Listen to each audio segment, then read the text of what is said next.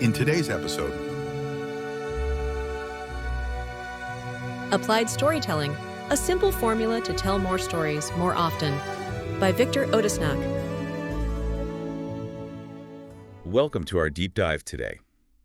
We're going to be jumping into the world of storytelling. Ooh, storytelling. Yeah, but not just like, any kind of storytelling. Right. This is about how to actually use it to achieve your goals.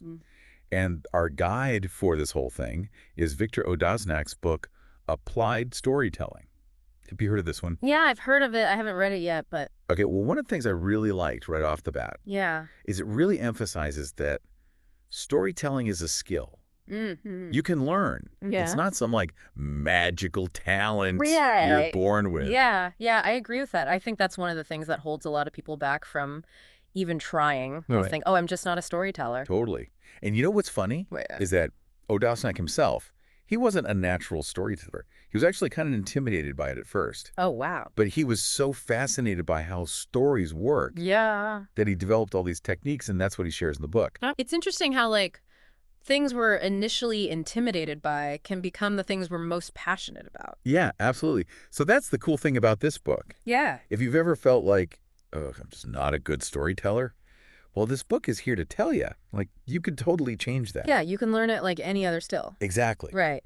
But I know what some people might be thinking. Okay, storytelling, that's great for entertainment, Right. but how can I actually apply it Yeah. in my life? Mm-hmm. Well, that's where this book gets really interesting. Okay. Because it argues that storytelling is woven into the very fabric of how we connect as humans, share experiences, and make sense of the world. Okay. Think about it. Yeah. We use stories to explain everything from ancient myths about the stars Right. to the reasons we chose our current career. Yeah, totally. Yeah. I mean, I'm thinking about how I explain things to my kids. Yeah. And it's always through stories. Exactly. So it's more than just entertainment. It's how we understand the world. Okay, that makes sense in theory. Yeah. But does the book give any frameworks or methods for actually crafting a good story? Because that's what I'm really interested in. It totally does. Okay, good. Odasnac introduces several, but let's start with one that you might have already heard of. The classic three-act structure. Oh, yeah, the 3-act structure. This is often used in movies and plays. Right. But he emphasizes that it can be applied to any story you're trying to tell, Yeah. whether it's a personal anecdote or, a pitch at work. Right. Yeah. Okay, Yeah. so remind me, how does the 3-act structure work again? Absolutely. It's kind of like building a house.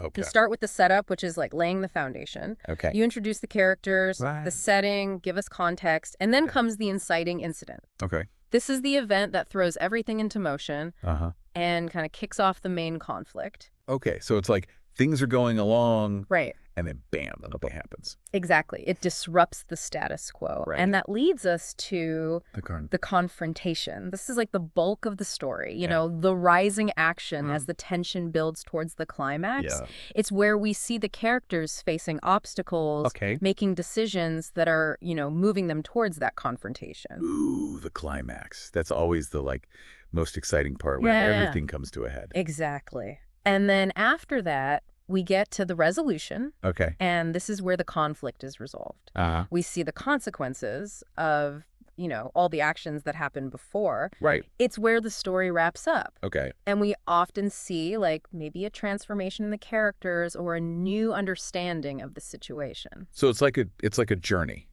with a beginning, a middle, and an end. Exactly. We see okay, here's the context, here's the challenges, and here's, the outcome. Exactly. But Odasnac doesn't stop there. Oh, there's more. He introduces another framework Okay. called the story circle. Okay. And this one is particularly useful if you want your stories to really stick with people. Okay, now you've got me intrigued. Right. Story circle. How is that different from the 3-act structure? So while the 3-act structure is great for the overall plot, Mm-hmm. the story circle focuses on the elements that make the story truly memorable Okay. and resonant with listeners. Mm. So it's not just about telling a story, Uh-huh. it's about making people feel something. Oh, I like that. Okay, break it down for me. What are the steps? All right, so it all starts with the hook. The hook. Okay. Imagine you're giving a presentation, right? Yeah. The hook is that opening line Okay. that grabs everyone's attention. Hmm. So maybe it's a surprising statistic about your industry Oh, okay. or a thought-provoking question that gets people thinking. Like, what if I told you everything you thought you knew about topic was wrong? Exactly. So once you've hooked them, you introduce the problem. Oh, This is the conflict or the challenge right. that drives the story. Yeah. It's what makes the story matter and gives your characters, or in your presentation example, your audience, something to overcome or a mystery to solve. So in my presentation example, the problem could be like the current gap in the market Right. that my project is designed to fill. Got it. Okay. Now comes the journey. Okay. This is where we see action, obstacles, decisions. Mm-hmm.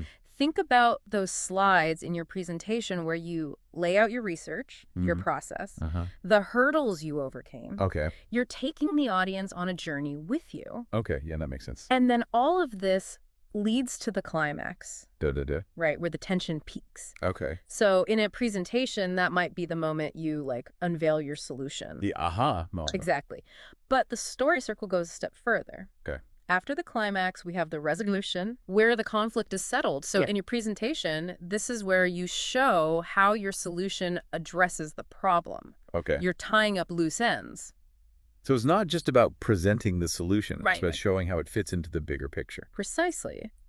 And then finally, we have reflection. Reflection. And this is so important for making your story stick, Okay. because it encourages the listener to think about what the story means to them. Oh, I see. Right. So, So in your presentation, this is where you might ask a question like, how can you use this solution to make a difference in your work? I love that. Right. Because it's not just about telling the story, it's about inviting them to become a part of it. Exactly. Now, in addition to all of this, Odasnac also offers like an even simpler formula Okay, I like simple. for impactful storytelling, Good. which he calls the simplest formula. Okay, tell me more. It's this: desire plus conflict equals resolution. Okay, that is simple, Right. but I need an example. Yeah. Okay, so think about your favorite movie. Okay. The main character, they always have a desire, Yeah. a goal they're trying to achieve, Okay. but then there's conflict, right? Obstacles that stand in their way, Yeah. and how they overcome those obstacles and whether or not they achieve their desire, that's the resolution. Okay, yeah, I can see that. Right. But how does that help me tell a better story? Well, Odasnac uses, I think it's a scene from Braveheart Okay. to illustrate this. Remember William Wallace's famous speech? To his troops, Yeah, before the battle. where he's all like, they may take our lives, but they'll never take our freedom. Exactly. Okay, yeah, I remember that scene. So his desire is freedom for Scotland. Yeah, The conflict is English rule. right. And the resolution he's fighting for is a Scotland free from oppression. Okay, yeah. So you can kind of see how even like the simplest stories tap into this formula. Yeah, and it helps you kind of break it down. Right. And think about how to apply it to your own life. Okay, so we've got the 3-act structure, we've got the story circle, we've got the simplest formula. Mm-hmm.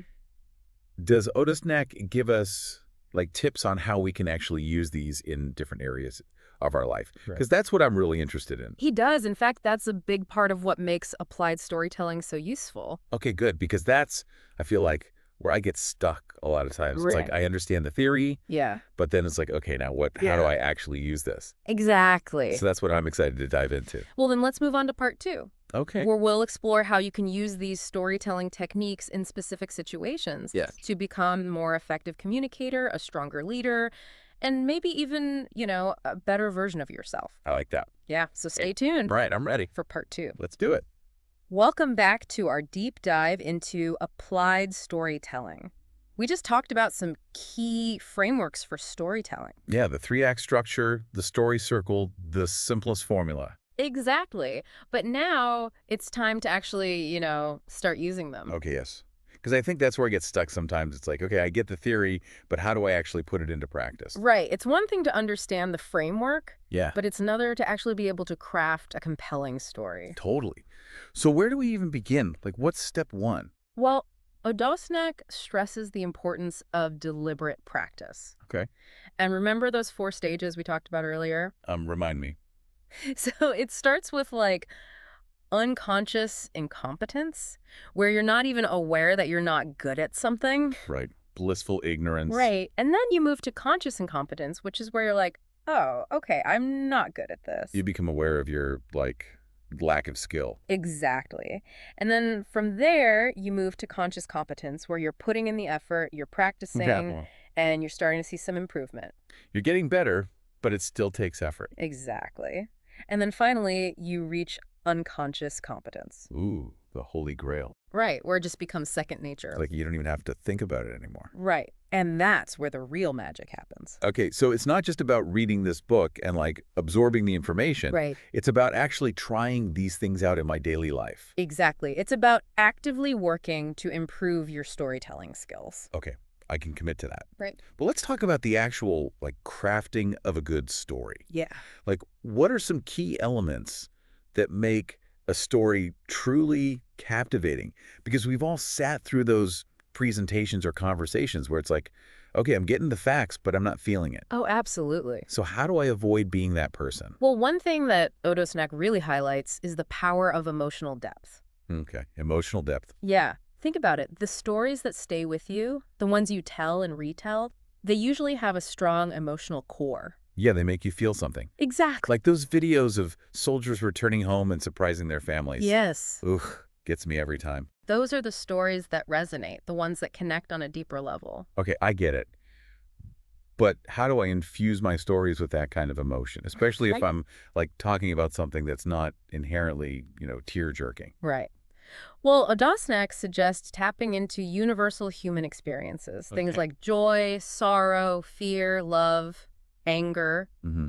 These are emotions that everyone can relate to. Okay, yeah. It's not about being overly dramatic or anything. It's about finding the genuine human element in your story, Okay. no matter what the topic is. So even if I'm giving a presentation about like budget cuts, Right. I can still connect with my team by acknowledging like the anxiety that comes with that kind of change. Exactly. You're acknowledging the human impact, and that's what makes people connect with your story. Okay, that makes sense. Yeah. What else? What other tips does Odasnac give for crafting a good story? He talks about sensory details. Sensory detail. Yeah, Right. like think about how you experience the world, right? Through sight, sound, touch, smell, taste. Yeah. Can you weave those into your storytelling? Ooh, I see what you're saying. So instead of just saying like, the office was quiet, Right. I could say, the only sound was the faint hum of the air conditioner and the click-clack of my fingers on the keyboard. Exactly. You're painting a picture with your words. Yeah. You're immersing the listener in that scene. It makes it come alive. Exactly. And this ties into another important point he makes. Show, don't tell. Oh, yeah, that's like classic writing advice. Right. But how does that apply to storytelling? It's the same principle. Okay. Instead of just stating facts or emotions, use descriptive language to let those things unfold for the listener. Okay, I can see that. So instead of saying he was nervous, I could describe like his fidgeting hands, his voice cracking, the way he kept clearing his throat. Exactly. You're letting the listener draw their own conclusions instead of just spoon-feeding them the information. It's more subtle, Right. but way more impactful. Exactly. And then another element he talks about is dialogue. Dialogue, okay. This is where your characters really come to life. Right, because a story without dialogue can feel kind of flat. Right. It's like a play with only stage directions. Exactly. But how do I write dialogue that sounds natural and not like, cheesy movie lines? Right. Well, the key is to give each character a unique voice. Okay. Pay attention to their word choice, their tone, their rhythm of speech. Okay. Are they formal or casual? Sarcastic or sincere? Right. So it's about like really getting into their heads That. and understanding how they would actually talk. Exactly. And most importantly, make sure every line of dialogue serves a purpose. Okay. So it's not just about adding chatter Right. for the sake of it. It should move the story forward or reveal something about the characters. Yeah. Okay. I'm taking notes. This is all great stuff. Now, what about audience engagement? Because I can have the most amazing story, but if I'm not connecting with my audience, it's like a tree falling in the forest with no one around to hear it. Right. You got to keep them engaged. Exactly. So how do I make sure my stories are actually landing? Well, Odasnac's a big fan of using questions. Questions. And not just those rhetorical ones. Like, can you believe it? exactly. Sprinkle in questions that make your audience think or encourage them to share their own experiences. Oh, I see. So it turns a monologue into a dialogue. Right. And it makes people feel like they're actually part of the storytelling process. Exactly. And another key element is pacing. Pacing. You don't want to rush through the exciting parts or drag out the slower moments. Right, because a monotonous pace can, kill even the most interesting story. It's like listening to someone read a grocery list. I know, right? So how do I find that sweet spot? Think of it like composing music. Okay. You vary the tempo, you have moments of quiet, and then you have those crescendos that build to a climax. Oh, I like that. Right. So I need to pay attention to the rhythm of my story. Exactly. Like speed up during the action-packed parts, slow down for the Yeah. emotional moments. Right. Maybe even pause for dramatic effect. The pause is so powerful. Ooh, yes. It can create suspense, emphasize a point, give your audience a moment to absorb what they've just heard. It's all about those pregnant pauses. Exactly. Okay, I'm loving all of this. Yeah. This is making me feel way more confident about my storytelling abilities. I'm glad to hear it. But we've talked a lot about, like, general techniques. Mm-hmm. Does Odasnac get into the specifics of how to actually use this stuff in different situations? He does. Okay, good, because that's what I'm really interested in. Yeah, he goes back to those areas we talked about earlier, professional life, personal life, content creation online. Mm-hmm. And he offers like specific advice for each one. Okay, let's start with the workplace. Because, let's be real, sometimes work can feel like a storytelling black hole. I know, right? So how do I make these techniques actually work in that environment? Well, one thing Odasnac emphasizes is how powerful storytelling can be for leadership. How kind of leadership, yeah. Instead of just barking orders, leaders who can share their vision and inspire their team through stories, they're much more effective. Because nobody wants to feel like they're just a cog in a machine, right? Exactly. They want to feel like they're part of something bigger, something meaningful. Right. And you can achieve that through storytelling. Okay, so give me some examples. Like, how would a leader actually use storytelling in the workplace? Well, they can use anecdotes to illustrate their points, share personal experiences that connect with the team's values, Okay. talk about past successes and failures to create a culture of learning. So it's not just about telling stories for entertainment. It's about using stories to motivate, to teach, to build trust. Exactly. And this applies to presentations and pitches as well. Ooh, yeah, because nobody wants to sit through a slide deck filled with bullet points and jargon. Tell me about it. So how do I avoid inflicting that on others? Well, think about the story you're trying to tell with your presentation. Okay. What's the problem you're addressing? Yeah. What's the solution you're proposing? And most importantly, what's the emotional hook that will keep your audience engaged? Okay, so instead of just listing features and benefits, I need to create a narrative. Right.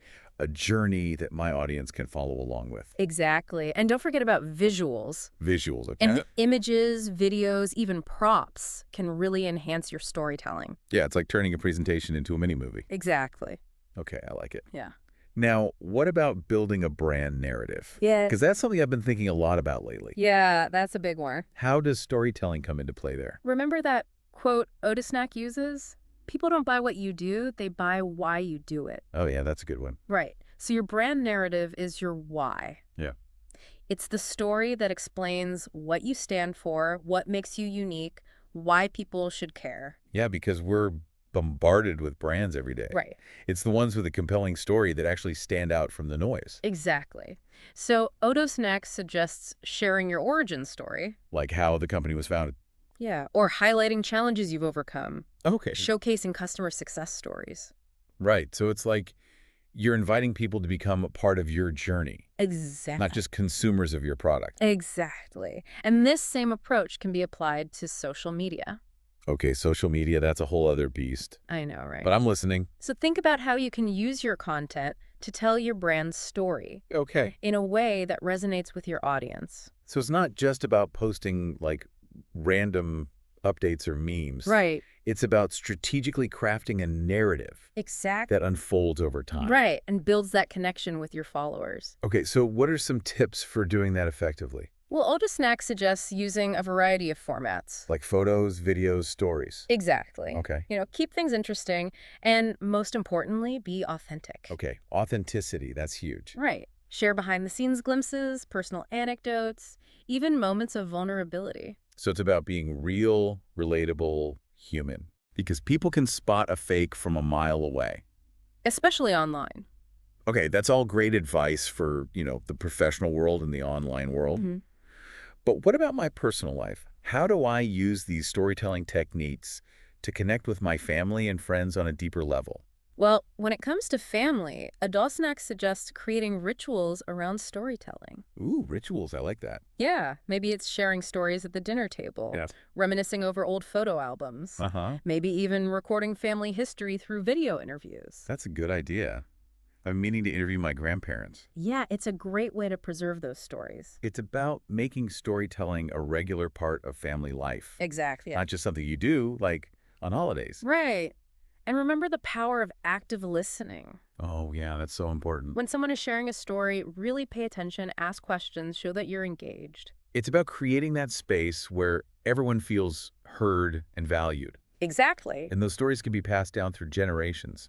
And the same principles apply to your relationships with friends. Okay, friends. Sharing stories is a fundamental part of how we bond with our friends. Totally. Like all those inside jokes that only you and your friends understand. Exactly. Based on those shared experiences, those stories. Right. So what are some ways that I can, be more intentional about storytelling with my friends? Well, create opportunities for it. Maybe it's during a road trip, game night, just hanging out. Yeah. And don't forget the power of humor and playfulness. Oh, yeah. Laughter's the best. It's a great way to connect. Exactly. So, it's not always about those deep, meaningful stories. Sometimes it's just about those funny, lighthearted moments. Right. The ones that make you smile. Like make you feel closer to your friends. Exactly. And don't be afraid to be vulnerable with your friends. Vulnerable, okay? Share your struggles, your triumphs, hopes, fears. That vulnerability can deepen your connections. Yeah, it's about letting people see the real you. Exactly. And that authenticity builds trust and strengthens those bonds. This is all so insightful. I'm really starting to see how storytelling can be woven into every aspect of my life. I'm glad to hear that. From the boardroom to the dinner table to my social media feed. It's everywhere. But now I'm really curious to dive into the most personal application of all. The stories we tell ourselves. Exactly. Because we talked about that earlier, about how those internal narratives can either empower us or hold us back. I'm ready to explore that. Well, then join us for part 3 of our deep dive, where we'll explore how you can become the author of your own story. Ooh, I like that. And create a narrative that leads to greater happiness, fulfillment, and success. I can't wait. Let's do it. All right, welcome back to the deep dive. We've been talking about how to use storytelling in our work, our families, all these different areas. Yeah, all aspects of life. But now we're going to kind of turn the spotlight inward. Ooh. And talk about the most personal stories of all. Okay. The ones we tell ourselves.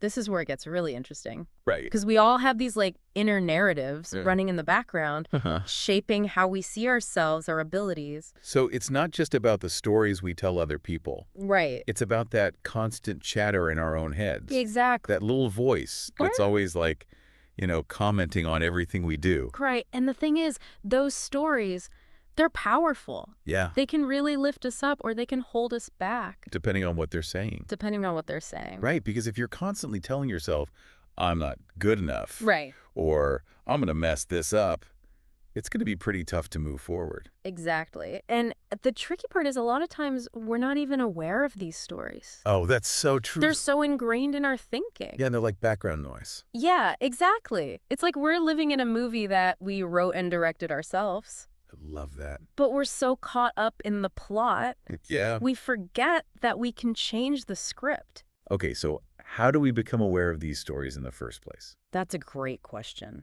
Because if I don't even know what story I'm telling myself, Right. how can I possibly change it? Well, Odasnac suggests paying attention to your thoughts and emotions, especially in those moments when you're feeling, stuck or frustrated.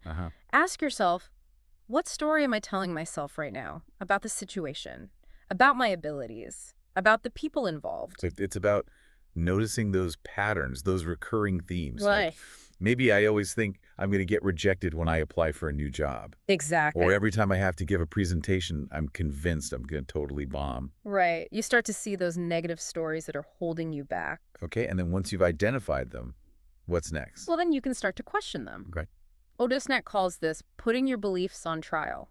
I like that. Right. So you become the lawyer for the positive side of your story. Okay. And you present all the evidence to prove those negative beliefs wrong. So I'm like cross-examining my inner critics. Exactly. You ask, is this story really true? What evidence supports it? What evidence contradicts it?